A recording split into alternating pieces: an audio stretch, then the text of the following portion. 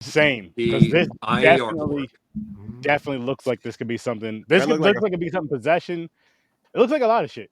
It looks like something special, but maybe not in the best special way. Aaron, it looks like the hand for your mascot statue thing. Oh, sturdy? Yeah. Actually, it does kind of look like a hand for him. Yeah.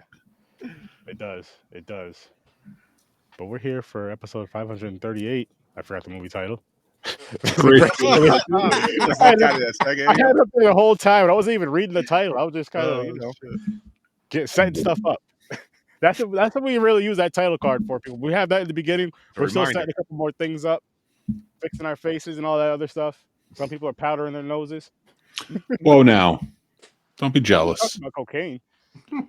Professionals get use makeup for the cameras, man. You gotta look good.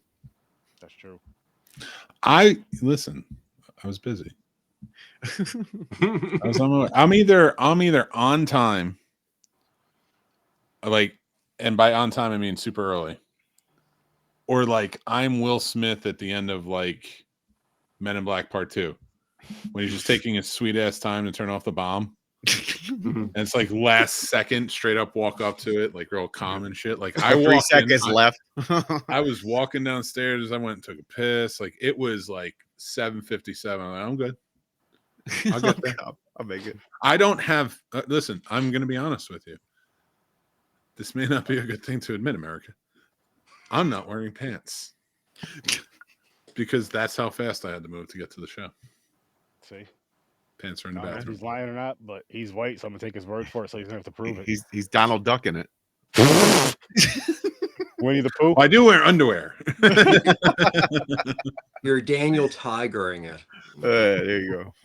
Oh shit! Neither one of those were good. Neither one of those made the pill go down. Okay. I got one that's gonna fit perfect. He's doing the Diddy, guys. Nope. See, that's along the lines of what I was thinking with theirs, and you went full on like, "Hey, Mr. Black Van," and I'm like, "Nah, not into it. I'm not wearing pants because Sturdy rushes me." Don't blame Sturdy. Blame Sturdy. Anyway, pantsless wonder over there. How you doing, man? I'm pantsless. And there's I'm a breeze, apparently. It is kind of chilly down here. I'm not gonna lie. That's a good thing, though. I am digging my Robert Redford hair, a la 1973. I wish the face matched.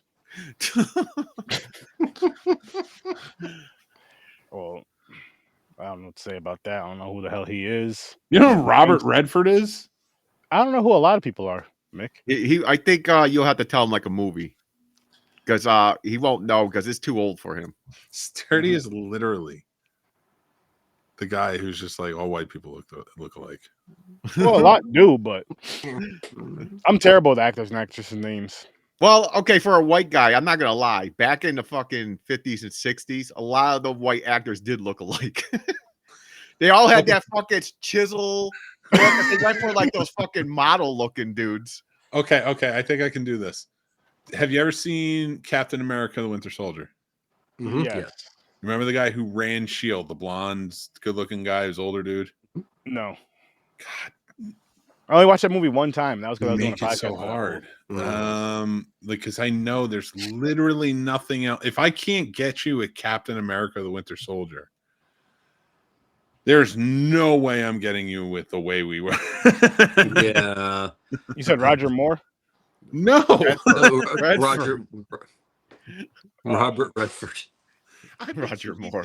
You got both names wrong. Moore, Sean Connery. You got the first and last name wrong. To Sturdy, there has been no change in James Bond's. Yeah, I know. He's like, they're all the same dude. Oh, I've seen. He kind of young Connery don't look like Connery. It's like a little. It does like trick you a little bit. You're like, who the fuck is this dude? Doesn't know. It doesn't. Yeah, it definitely doesn't look like. Who you remember? Yeah, remember him from older. The rugged Molly Maguire one that he just kind of went with. Yeah. I think the only thing I've seen him in. I think my most recognizable Connery is Untouchable. Talk about an amazing film that does not get the love. Was he in that fake superhero movie? what's it called? Like Great graphic novel. Watchmen or something? No, There the you go, League of that's it. Extraordinary. There you Yeah. go. Oh, League of Extraordinary. Oh yeah. Yeah. That's the one that made him Yeah. retire. I just his face popped up in my head with that movie. Which, in fairness, like anything after the one I said, it all looks like. Yeah. Oh, I Aaron did agree, not see Grandizer. Butch Cassidy and the I love Sundance it. Kid. There's no way. Great. I've I heard love of it, I've but I never know watched he that knew shit about before. Never watched it. There's Butch Cassidy no and way. Sundance Kid. It's a great movie. Yeah. I believe you. The Sting. Yep. Sting's another good. I believe you. Oh shit. I don't know why I But argue. the Gracefield Incident. Yeah. We had some pre-show. We had Yeah, this is few, gonna be deep. We need. Oh boy, this is gonna be. yeah. Deep. So I don't know how you want to without even start this. saying anything, let's just go like this. This is gonna be early ratings. Just go around table. Say your rate. No reason why. Just say your rating. Oh, we better go first, Aaron. And then I'll say lowest rating will go first with the review. And highest rating will go right after them. So it'll be kind of like, But okay. James, you want to kick it off? Yep, I'll kick it off. Okay, I did not think this was bad. It could have been better. We had some fucking parts. I go, the fuck is this? What is this shit? The CGI fucking alien threw me off, but I'm still gonna give it a 6. Okay. 5.5 for me. 5.5 for me. Trevor? 3. Ooh. Mick? I was thinking about my rating scale of so with mine, I'd probably put it at a 4. Oh, okay, they're close. 4? Yeah, I'm just trying to equate it to like what, because I do to 5, you do to Yeah. 10. I always got to try and do the math. Oh real yeah, that's quick. right. You do 5-star type shit. So it's Trevor, you're gonna kick it off for us, and then James, you'll be right next. God, that's a lot to. Oh, Well, because I gave the higher. okay. Well, that's okay. So let's look at the film in itself. Mhm. It is a. Do we have to? I know. It's a found footage film. At least that's what it says it is. It was written, directed, and stars a gentleman named Matthew Rothay. It is okay. So the film starts with him and his wife, who is expecting in a car accident, and of course, she has a miscarriage, and he loses his eye.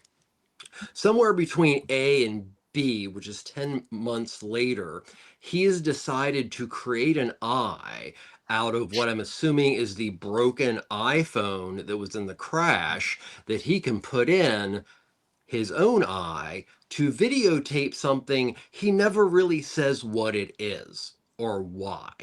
Might be a birthday party because there is one in the film, but it's never really said.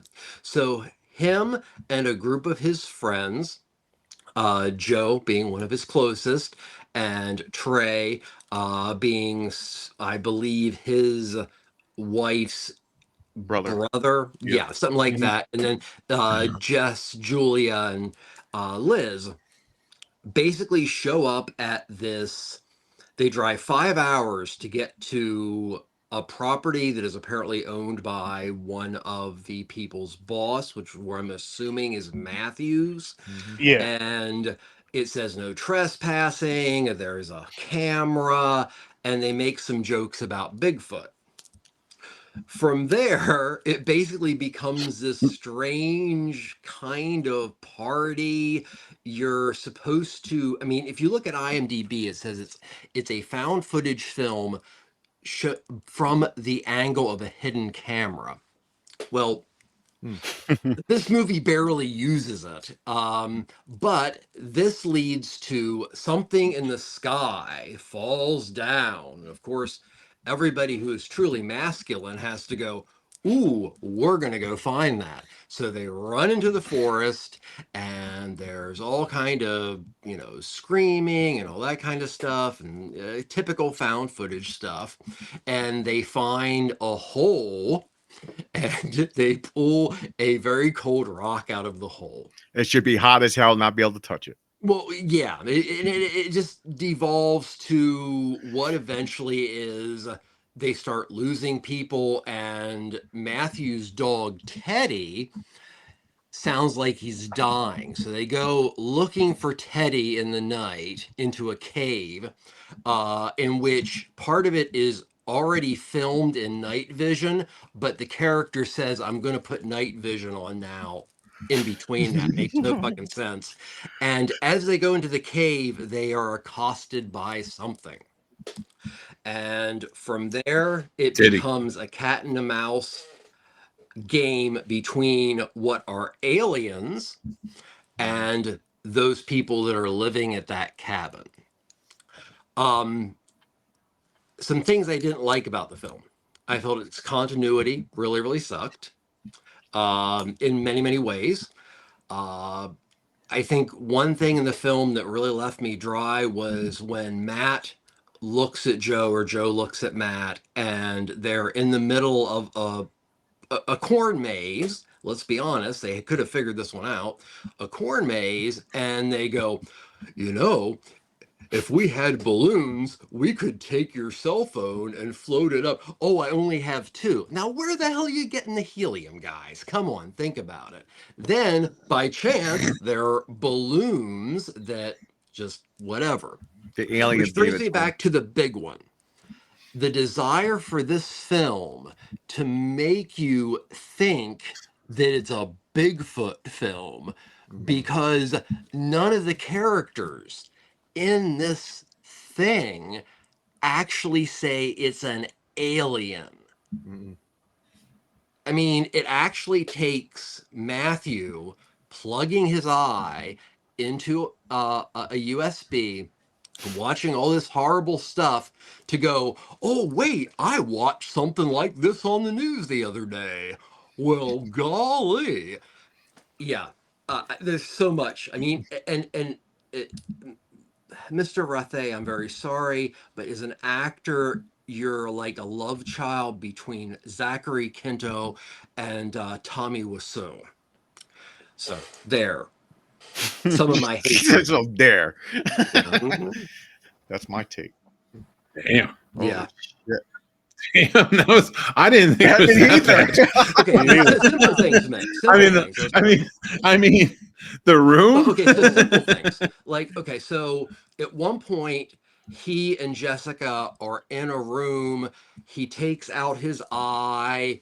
You know, he puts the eye is now looking at him and Jessica. He then walks away, and then we see eye cam in the bathroom. Now, really small thing, but just that little tiny thing made me go, wait, he doesn't have an eye on. And that's the kind of stuff that really got me about this movie, that nobody seemed to be, especially the writer, director, actor, going over it with a fine-tooth comb going, where does the logic not fit?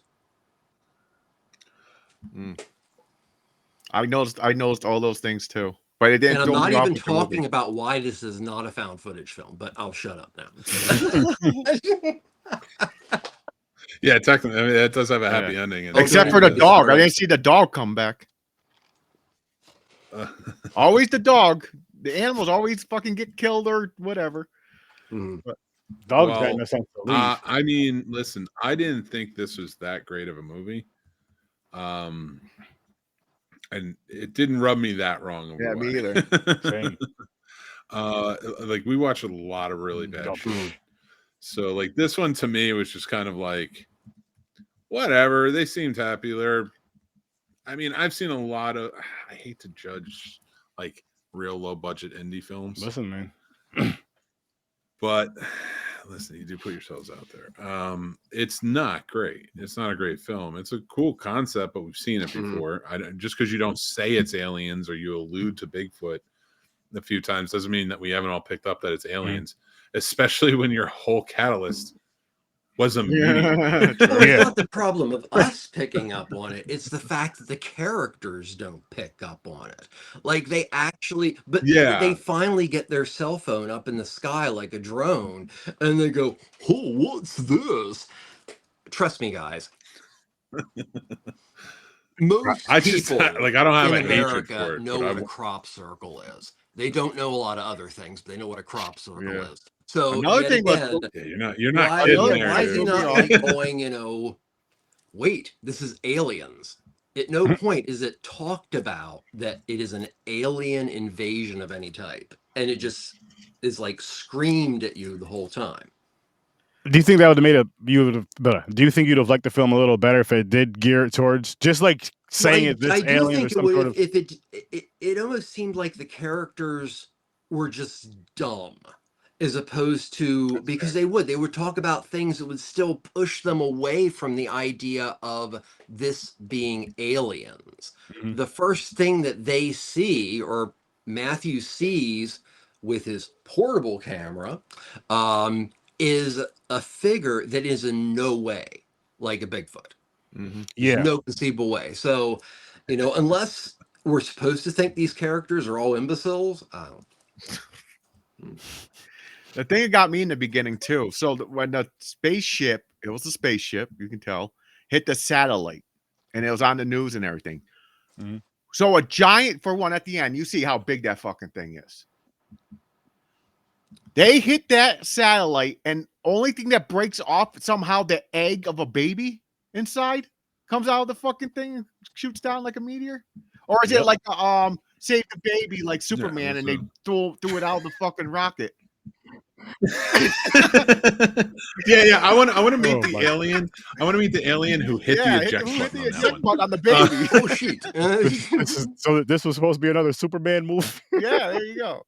But this Super movie alien. reminded me of All right. like the movie The Changeling, found footage Bigfoot movie, and Signs, You know, all mixed together. you know what this I agreeing with what you're saying, James, just to piggyback off that, I think this movie suffers, and Trevor too.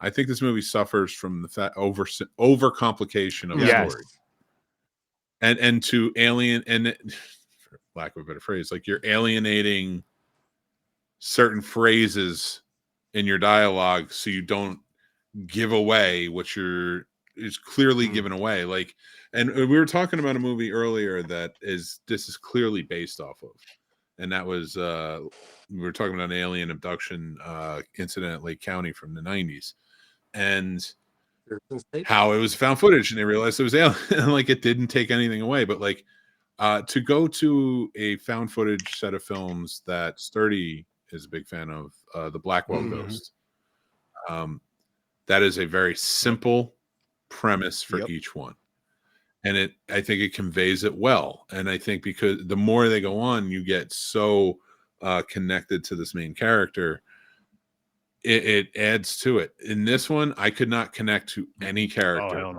The story was so disjointed. I'm like, why are you so mean to this guy? I'm like, or this, that, and the other, and like all this other stuff.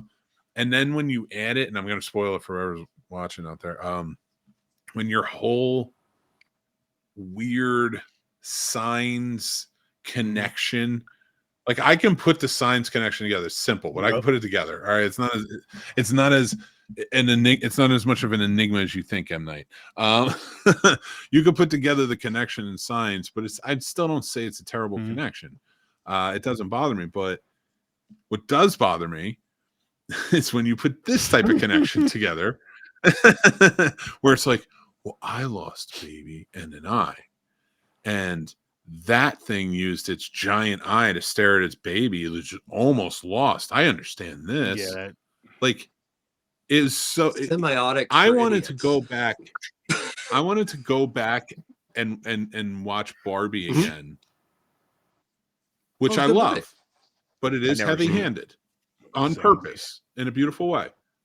And just be like, anybody who said that was too heavy-handed, be like, you need to watch the Gracefield Incident, because the heavy-handedness in this movie about fatherhood and grieving, a child's loss, it felt like I got hit in the face by like the subjects of the videos that Sturdy watches. I think it's because in total, all of the information to get you to that emotion consists of 4 pages.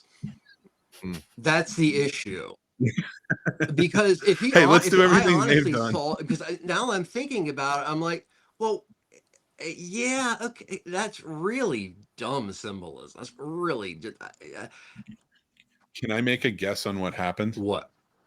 They shot this movie over the course of, I don't know, maybe months, a year, Mm-hmm. going up to the cabin, I guess one of their friends' cabins, filming every time they could. And I wonder if they knew they were going to add this visual effects component later, that they were going to make it Bigfoot. Ooh. Originally. What now? Would it be better if Because it was Bigfoot? Like if they kept with the Bigfoot story?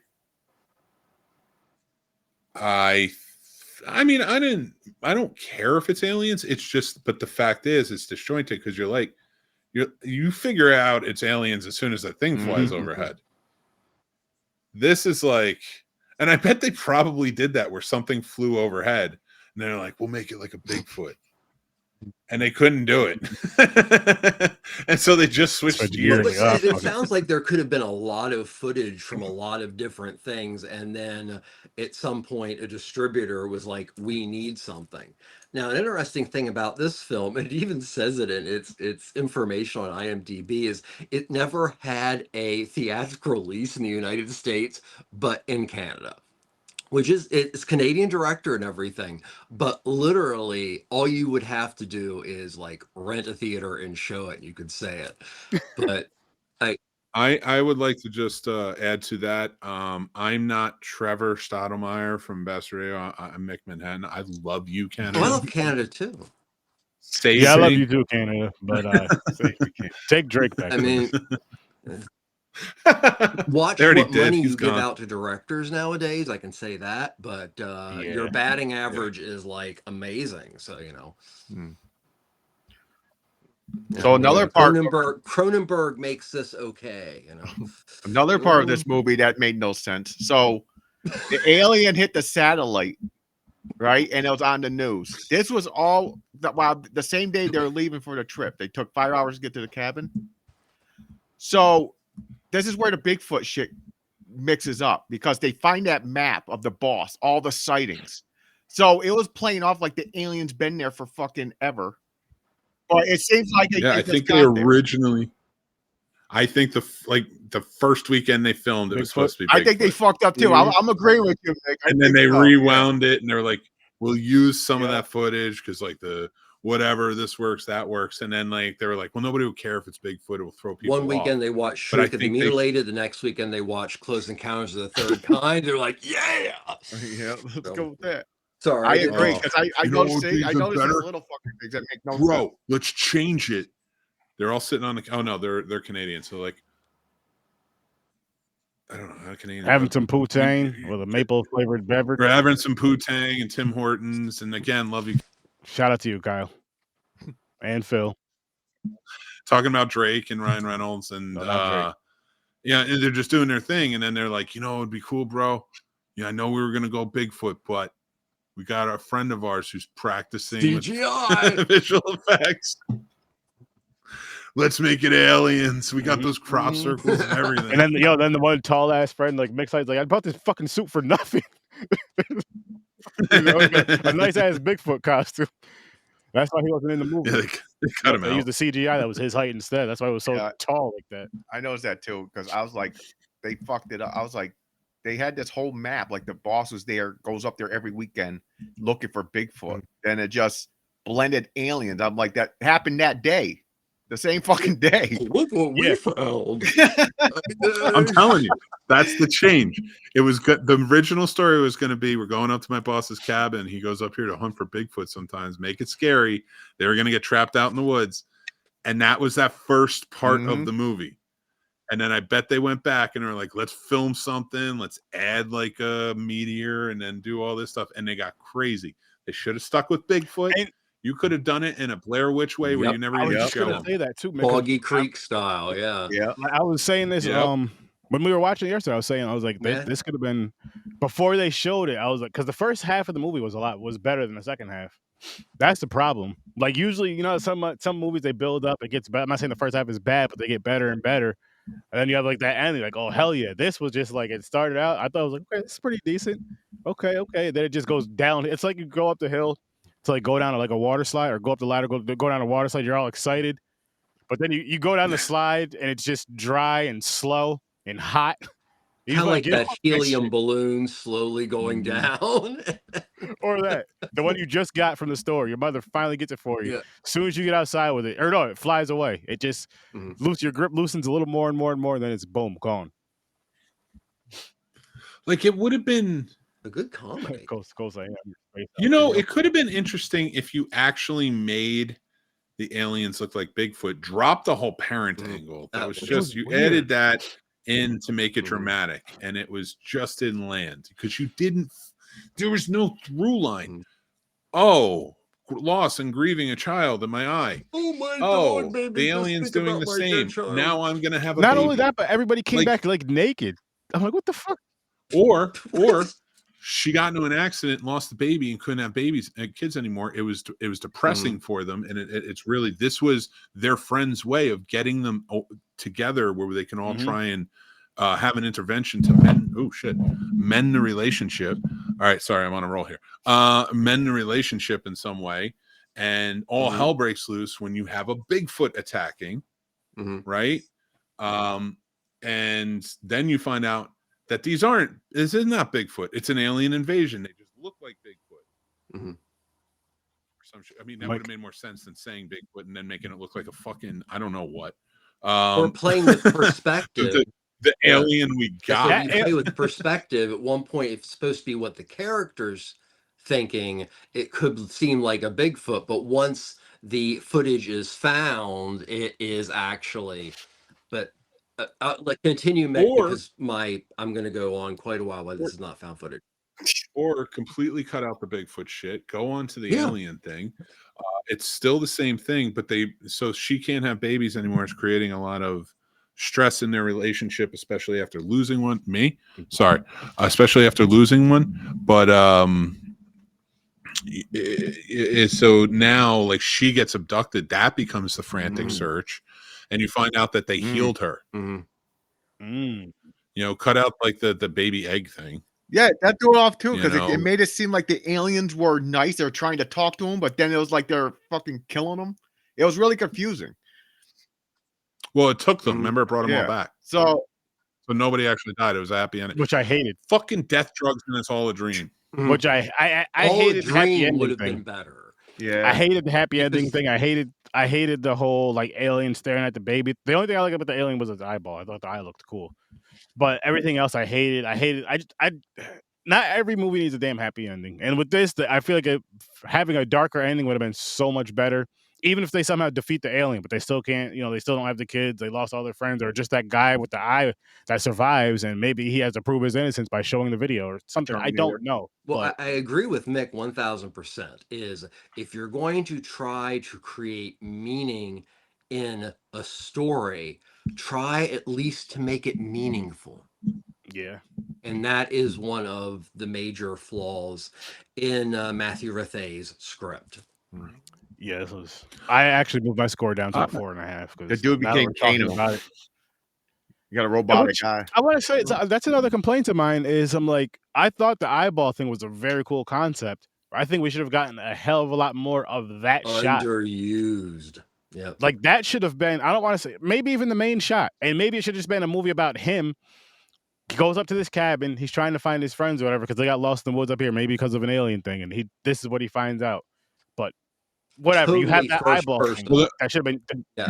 The only thing I'll say is, like, if you're gonna add to a fix of a movie, don't change the movie. Keep the characters, keep the setting, because that's what they have. All right, so keep the characters, keep the setting, and say just more of the eyeball. Like that I feel like that camera, because they showed it off so much, like them playing around. I feel like that should have been a hell of a lot more important to see. Maybe some very important shots that no one else seen but him, or maybe because he. I think all the terror should have been that eyeball. It should have been a completely POV movie. On top of that, he's the one that can see everything. And that would have been really fascinating. If he sleeps with that eyeball in, right? If that eye is open, he sleeps with that in or some shit, it's always recording. And there's something over his. You know what would have been a cool concept? The aliens tap into the eyeball and they don't realize it, so they know where they are and are attacking them. Wait, why don't the aliens he's- already tap into the eyeball? Why don't the aliens tap into Joe's camera? They're tapping into everything else. Yeah, every And then electronic. Joe's camera, like, glitches like 3 times in the entire film, even though it keeps saying the stability's off. And it's really hard to tell when Matt is using his super eye, because his super eye is the best iPhone camera and it looks better than reality. James, And I'm starting to see there are some of the connection. arguments I had that it's not, it doesn't really fall under found Now you footage. can like shoot the shit out of his eyes instead of that. One of them could just record. Oh yeah, Sturdy. So I got that's why you a have theory red about the eye. clothes too. What happened? You said they why they get naked. I think I got a theory for that. The tractor beam, when they bring them up to the ship, I don't think it can bring material. I think it's just bio. No polyester. Like organic, no that's what I rayon. mean. Organic. I like it. If they were wearing Or cotton, it would've been fine. they stripped them naked to rape them before. Grape them before they came back. It like it always. You could have has said to go probe. there. Well, It's that's what aliens. aliens do. Isn't that Probe. what aliens do? Probe. Probe. Also, another word for grape. Maybe. That's No, wait, not true at all. Hey, if someone's shoving something in your ass without your consent, I think that that works. But that's not what probing is. Probing. The probing of one's asshole is what the probing is doing. It's not the act of probing. So you But no, can I probe think any orifice. You can and probe it's still something probing. consensually. I think the theory of the organic. I think the clothes couldn't go. That makes sense. It was all polyester they were wearing. Yeah, they're like, we can't have that. They're allergic to it. Yeah, to come up here naked.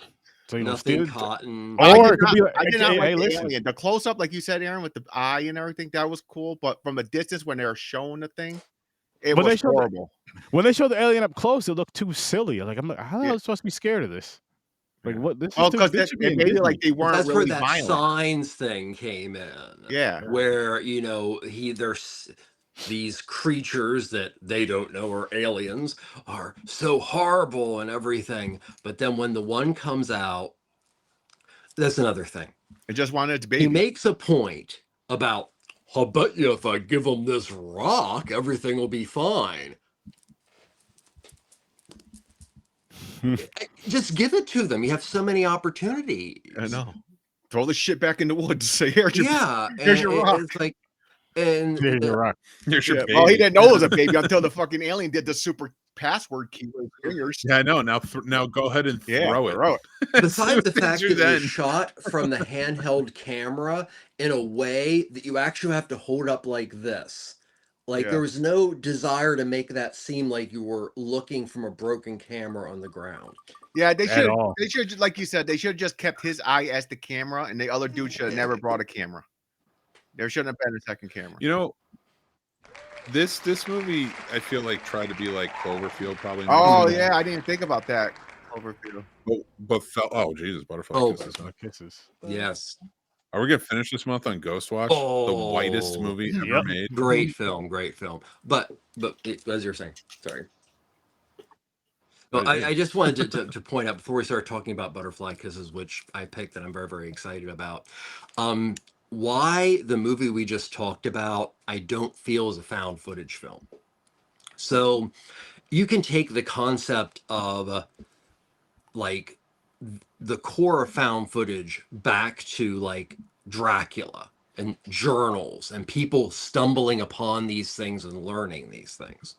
So one of the major aspects of found footage is it's footage that must be taken at some point and reviewed by an audience.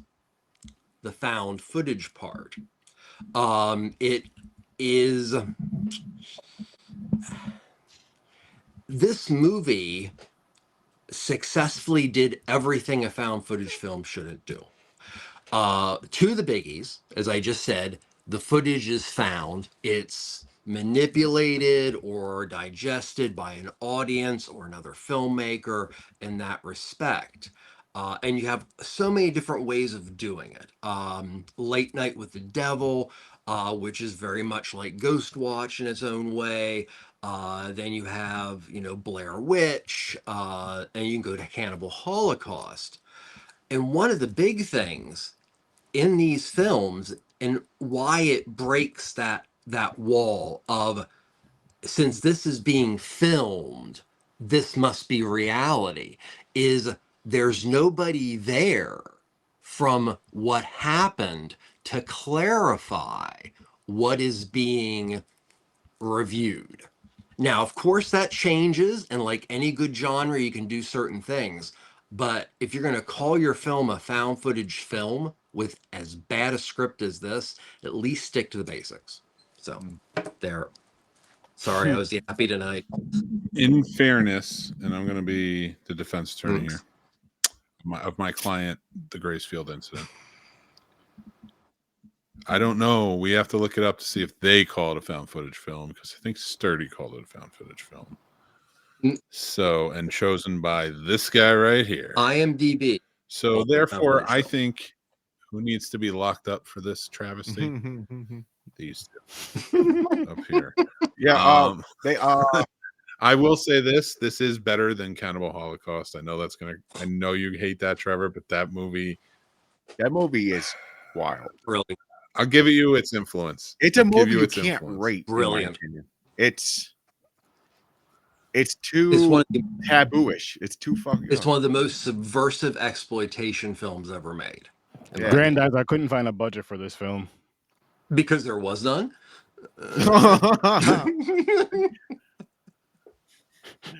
I hate when they don't tell the budget. That drives me nuts. Kind of see something with no, because even the other way around. Say this movie was awesome and they did it only on $5,000. You're like, oh shit, that's awesome. Tell me your budget. What the hell did you use? I could tell you an amazing sci-fi action movie, really, if you want to get technical, the way it's shot and filmed. And it's one of those beautiful films I've seen in years. It came out in 2018, I believe. It's called Cosmos. And I urge everyone to check this movie out. It was made for $5,000 on a crew of 2 brothers. Wow. And I think this movie has no celebrities in it, nothing. And I think it holds up there with some of the great mainstream blockbusters. Budget does not mean a thing. It's all about creativity and working hard. Yep. Yeah. Well, budget means a thing if you want a spec. Yeah. Like Marvel. But that's to Trevor's point, though, the budget doesn't mean a thing if you want to make it special. And story, if you're going to make a film as a narrative art form, doesn't cost anything. And it's amazing on what minimal budgets and what virtually, almost like somebody actually following Dogme cinema, that something that is so sparse can be so intense based on its writing. And we just saw, Mick in a couple minutes fix the entire movie for us. Now imagine if this film, if they had literally bothered to copy edit, or at least think about it, how much it could have done with it. Because literally, Mick, in 5 minutes you fixed the film for me. It was that would have been entertaining. All right, I got it. In fairness, I was did it for a living. So still but I will say, to your point too, Trevor, with filmmaking, if you're going to write a film, I don't know if this happens, but I know it's happened many, many times in many, many living rooms or on porches or whatever. If you're hanging out with your buddies making a movie, sometimes too many voices can really fuck something up. With that, a little factoid about this film. There were 22 individuals that were associated with just the sound department. Clusterfuck. Sorry, I just had to insert that. That's rough. I didn't look up much on this movie. I watched it last night with but you know what it is? It has things in it, and I don't call them mistakes or flaws or anything like that, because there's gems in it that I see too. That that you can, like, if you've worked on a professional set, if you worked in the setting, or you get in, but you get to also know what all of the jobs are, you can get to a point where you watch a movie and you're like, all right, I know what happened that day. And like, especially if you have a writing background, and you know, I have more of producing than directing or anything, but like writing was a forte, and not a forte. It was actually like fucking, I was hired to do that shit. So like it was a professional thing. And like I worked with writers, I talked with writers, other screenwriters, things like that. And you do realize like when an indie film comes up, how many voices are there. And I will tell you, if there's any advice I can give, if you're making a movie and you're the director, you cannot just take everybody's advice.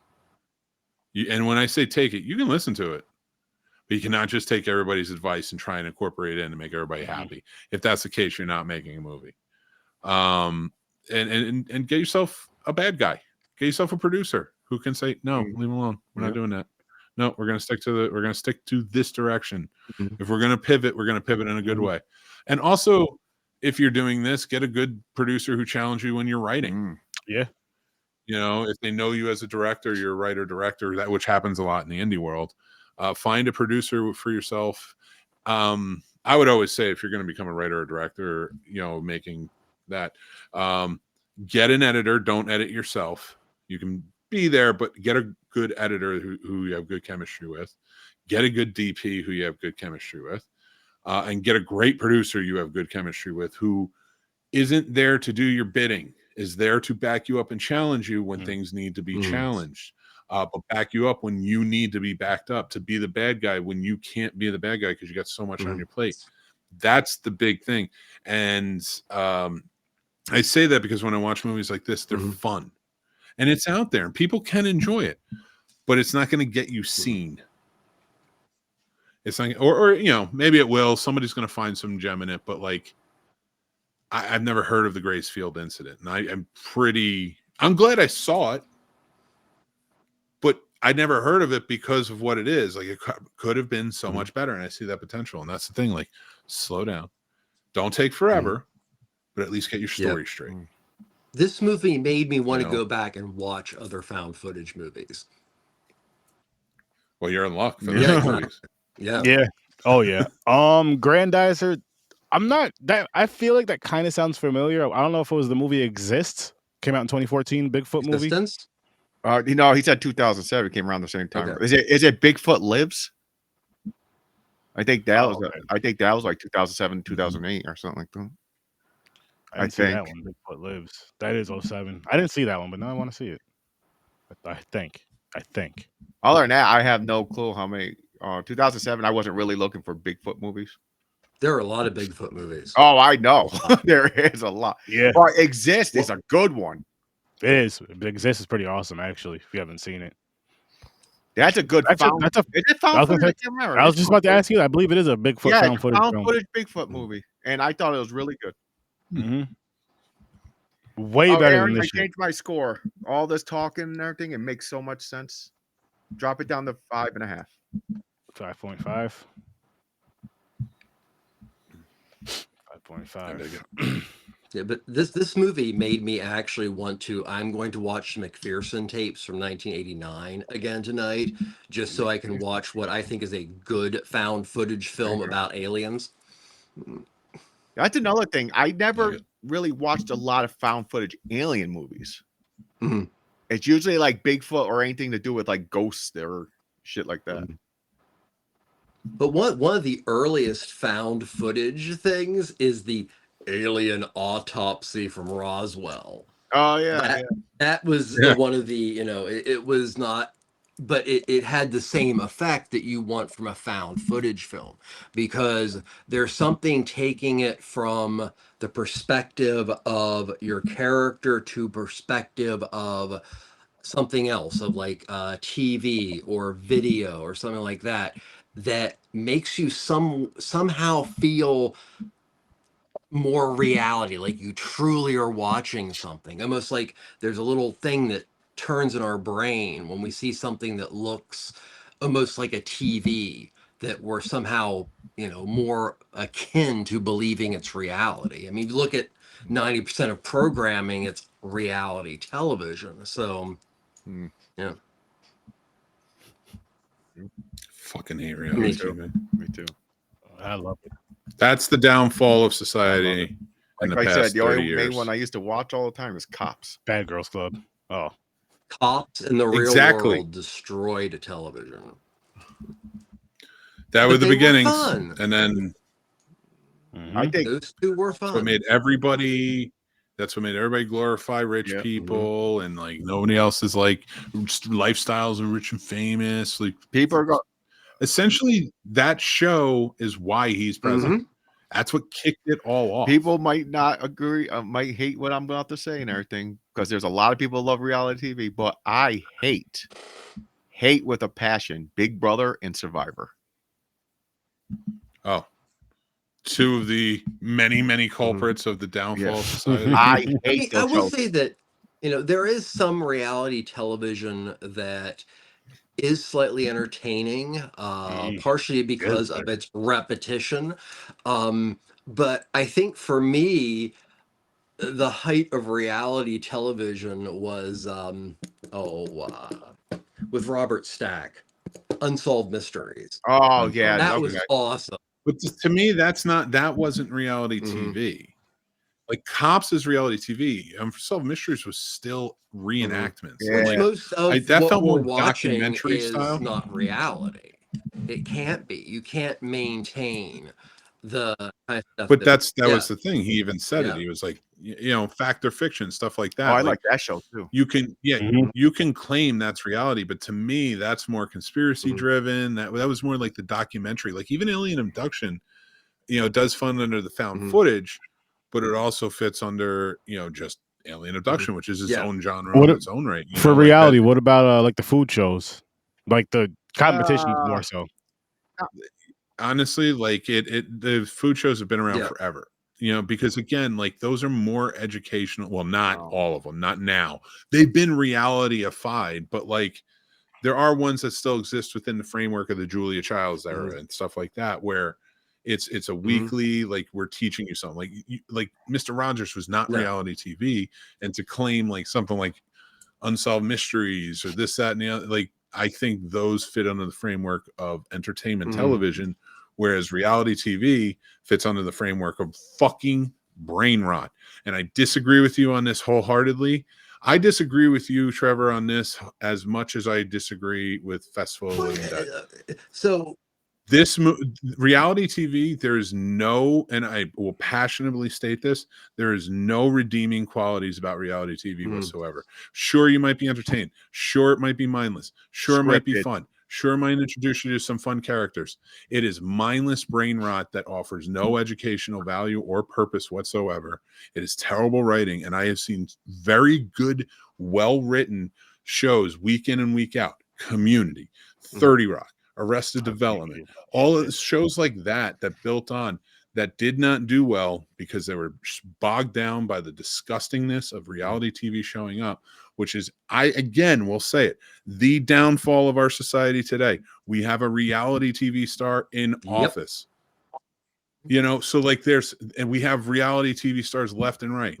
It's, you know, it's so I will say, you guys go on, watch it. Whoever's out there, watch it, have fun. But it is brain rot. It is adding no value to your lives whatsoever. And the only advice I would give to any of you is stop watching reality TV right now and read a book. That's the only thing I will say. What if you do both? You can have fun with it, but you are not adding anything to yourself by watching. And literally, reality TV is as scripted as wrestling. Exactly. To be honest, and that's why I said about Unsolved Mysteries, because at least it flat out said, "Oh, we're going to recreate this. We're going to do this, but it's going to be more like reality." And at this point in reality television, what has made so much money, there's no way it cannot be scripted. Exactly. Yeah. But even to that, where Cops doesn't fit this framework, because again, my father was a cop in the 80s and 90s. You know, he always told me, so I don't know if it's true or not, but like that he was asked to be on Cops and he refused to because you never act right on Cops, you know, and like who knows what that means now. But versus then. But for me, I look at Unsolved Mysteries. I look at what was the other one? Most Wanted. America's Most Wanted. They offered something. America's Most Wanted got people captured, arrested, and captured. Unsolved Mysteries taught me, I know for sure, kids can get kidnapped. What to look out for, things like that, and the strange and the creepiness. So there's an inherent value in some way. I have never ever seen, and to a point that I talked about earlier, and to bring it full circle with Sturdy earlier in the lab when we were talking, Dave Chappelle put it best and summed up reality TV perfectly when he did the Real World Nork, and how brain rot and terrible it is, and that nothing of value is there. So read a book, please. That's all I say. Listen to LeVar Burton and read a book. Or listen to an audiobook if you can't read. Fine. Listen to it. It's fine. I don't give a shit. Stay away from the Bad Girls Club, Aaron. I'm not going to stay away from the Bad Girls Club. You do what you want, but I'm a very well-balanced human being. That's how I get my anger out, the nonsense out. I watch them doing a bunch of crazy shit, and it keeps me calm. I can't. It's all scripted. That's the only. I think it feels really, really reality. It's not even reality. I know exactly. If it was reality, it's a reality that people who have money want you to think you want reality to be. Yeah. Even Survivor, like the people lose a challenge and they're starving. There's cameraman right behind them eating sandwiches and shit. You think you're not going to go at least steal a sandwich from them, or their cameraman's going to give them one because they feel sorry for them? Come on, get out of here. You're not going to let someone starve in front of your eyes. The cameras, they probably will. The cameras do turn off. They're also vicious assholes too. But Aaron's other favorite, Naked and Afraid. I've never seen that before. If they put two female and a male naked into the woods, and they got to get to another destination by like 3 days or some shit. I don't know why they got to be naked, but because it's fucking it is stupid. Because I watched like stupid. 2 episodes of it. I was like, nah, I can't watch this. This shit. And what makes that show even crazier though is like you're putting it on regular TV, so even if you want to be a pervert, you're not seeing anything. You're not seeing anything. No. I'm just watching Blurred and Afraid. I'm watching Blurred and Afraid. When I was in college, so this is like, I don't know how much. You tried to get on Naked and Afraid? No, it's almost 20 years ago. I watched a show with my friends back in my drinking days, my heavy drinking days. And it was very late at night. It was called Man Tracker. And it was where it was basically a dude out in the Yukon whose whole job is to track people for a living, lost in the wilderness, and he's good at it. Huh. They would send 2 people who challenged them. They could be a team, and they would go out in the Yukon and try and get to a certain point in a certain amount of time before getting caught. That was the only reality show I could say I really watched and was like, you know what? I could dig this. To do it. How you think? But I would never watch it. Yeah, exactly. Now. I was about to ask you that. Just when I was drunk I was about in to ask college. Because you think back now, you're like, wait a minute, that shit was scripted too. Sorry, if I can talk people. My worst one I hate the most. I couldn't tell anybody how to vote, Shore. but I can tell you. I cannot stand Jersey Shore. I don't think I've ever actually watched. Sorry, Mick. I know you're Jersey. We got to end. No, do not say it. One of them's from fucking Jersey. I don't even want from Jersey. Not that's what I really get. I'm right. I can't do another that's hour. What got to him. This is his real hate for Jersey. He couldn't get on Jersey Shore season 2, and he's upset about it. No. I will not. I will let you call me a lot of things. I will let you insinuate. Oh, Mick, Halloween. I fucking hate reality. I would tank interviews to reality TV shows or go drunk because I didn't want the job. I'd hire you. My brain would not let me. My brain was like, go Mick, drink Halloween. all night and then go to this. So you got a spray tan. I hate reality TV, and I'm going to tell you right now, there is no show in reality TV that I fucking hate more than Jersey Shore. One of them is from Jersey, and she's the most normal one. That's saying so. And she is back now, but she didn't come back for the longest time because she was like, "This is absurd." Mm-hmm. Yeah, she's the only one that's. We gotta watch J-Wow's horror movie though, James. I just remember that. I think I did. like I'll support I think we did. filmmakers and such. I don't care about that. Did but we? like that show was such I fucking hated it too. bullshit. And it turned to Jersey Shore. You know, I all right. Here's my plea. Can we go after them? Like we're going after everybody else. I think they were a bigger I'm pretty sure they beat The Apprentice in the ratings quite a few times. Yeah, it's wild. So you do with that what you will. Oh, you do with that what you will. Remember, they're in America somewhere. Go get them. No, we didn't watch it yet, James. Oh, okay. I hate that show. I can't. So fucking much. But for Halloween, you need to get a spray tan. You got to dress up. I'm not doing that. I'm not You doing gotta that. do the I'm fist not bump. doing that bullshit. I don't know. Jaeger bombs. Look, What was their check out my saying, new Aaron? You haircut. know it. What is it? Laundry gym or what the fuck did I say? Jim Tan Laundry, James. There you I don't go. have the tan. I hate that shit. Yeah. Just like every boy that I'm lives sorry, in his mom Mick, and for dad's bringing house that up, until they get 'cause a now hit I'm getting reality angry, TV too. show. This right here. Hate that show. Oh, okay. Wait, did I? No, okay. Maybe I didn't see that one. Nah, I want to check it out though. Yeah, Jay Wow's movie. I want to That's check it another out. thing. You become like famous from a reality. Now you're a director and shit. You can go fucking make movies. I mean, that's but fine. at the same time, though, what if it's someone, it's just like, hey, I got on this show. I've been on the show for a few years. I love movies. I always wanted to do this. Now I got this money and this kind of backing and a fan base. Yeah. The thing I hate though is Well, like it's better than the kids. Gracefield Incident. You've got it going. Hey, listen. when you have rich It's parents, not famous shooting parents, too and the hot. kids are automatically in because they know because of the parents. They didn't To have an to extent. work to get their movie or music, recognized. I hate It had that. to be, but the thing I'll say the thing with music though, James, like yeah, you can know who you know and this, that, and the third, but then once it goes to the people still have to like it. And if you I'm sound not like even Silk the gonna Shock talk on the about microphone, your career is not going to be very long, no matter how much Master P backs you. I mean, Roman Polanski, his career kept going. That's different. So, like, what are you talking about? What are you talking about? Consequences for rich people? No. I'm saying Silk the Shock. No. I'm literally starting a daily No, I said with tracker music. of- I said because Silk the Shocker, he's he made Oh my like what, God, 3 Silk albums? the Shocker. I haven't He made, heard like, that what, 3 name albums? in like 10 years.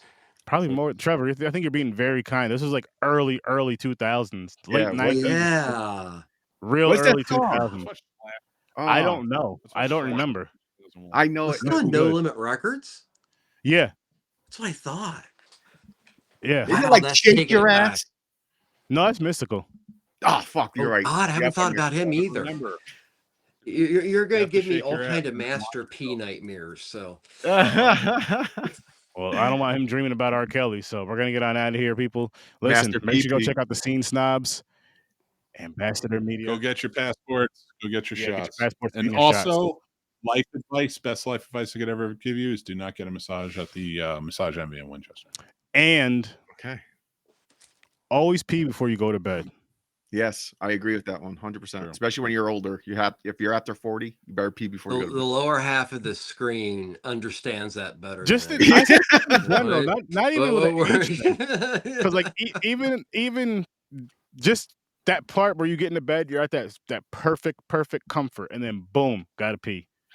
Yeah, but a lot of Always people gotta under do it 40 can hold Always it before. all night. Like I used to be able to get that little feeling and Yeah, go, that's go not back to healthy, sleep. James. I We're can't not do that. we're not I get that little feeling 70 times a night. we're not telling people to hold that in. Ah. You got to go release that. Get that out of your bladder. Have a good one, Granddad, and thank you We for went joining. from found Yes. footage to overactive or underactive prostates. Yeah. Healthy Quite bladder. Well, fairness, it took a while to get there. We did talk about Well, reality yeah, TV. true. But And thank you for I'm letting ready to go me to bed.